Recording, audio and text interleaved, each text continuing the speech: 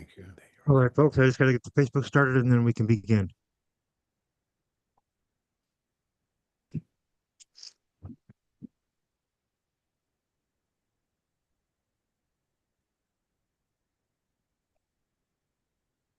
All right, folks, we are live on Facebook, Rumble, Twitter, or X, Twitch, and YouTube. We have a very special presentation for you guys today. We have breaking news: FBI bombshell, 275 plainclothes agents. It's revealed on January 6th amongst the crowd.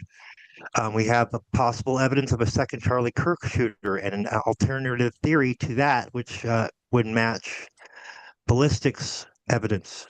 So there's that. We also have James Comey getting indicted. We also have Google admitting that they censored people and banned their accounts, even when they didn't violate terms of service under pressure from the Biden administration. That's now fact. We got the letter from Alphabet Inc. So let's begin. We got some breaking stories to get to you guys today. It's going to be a good show.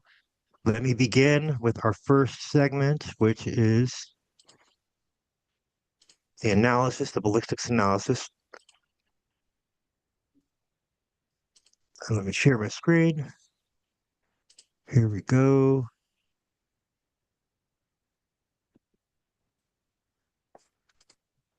I gotta get the time. Okay, so 2044. Okay. Yep, that would have been a good shooting spot. All right, so this is the alleged shooting position here. You can see they've got some evidence tags right there. Those are supposed to be elbow and knee indentations. As we can see, maybe it's pretty reasonable. I don't know what that's almost like you can see 4 knuckles there or something, unless he was barefoot. But that's the alleged shooting spot. So if we look at this, there's clearly an angle down to where Charlie was sitting right there under that tent. So that's the story that they have. This was the shooter, was Tyler Robinson. He was sitting here, lone gunman with a 30-06, shooting from that position right there. Now, I put this one in so that we can see there's this little promontory. That helps us visually find this place again. So just to this side, the building side of this promontory over here, we would see those 4 indents and the crime scene tape and the evidence tags. So an alleged shooter was visible. You saw in the earlier video from the drone that they said, oh, here's the position that a video of the alleged shooter was taken.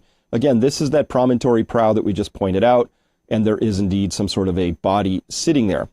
Now, just have to wonder, why weren't any of Charlie's teams tasked with binoculars or a drone? That would be a question for his security team to think this through. I don't understand how you do not have drones at any of these events at this point, just as a matter of course, but that's me.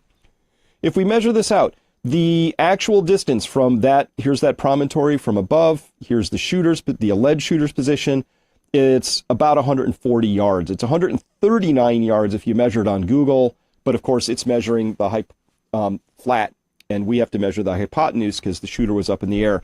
Adds about a yard, so not a big deal. So 140 yards from the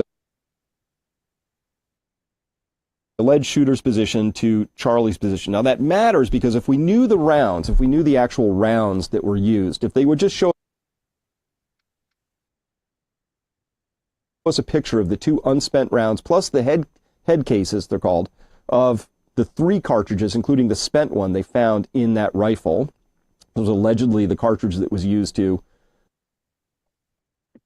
Hey, let's restart the stream real quick. Give us like 15 minutes, folks, because I got the wrong title on X, and I really want to get this put out on X. So let me just redo the stream real quick so we can get that correct, because that's going to really impact the reach on this story, and we got some big stories to cover.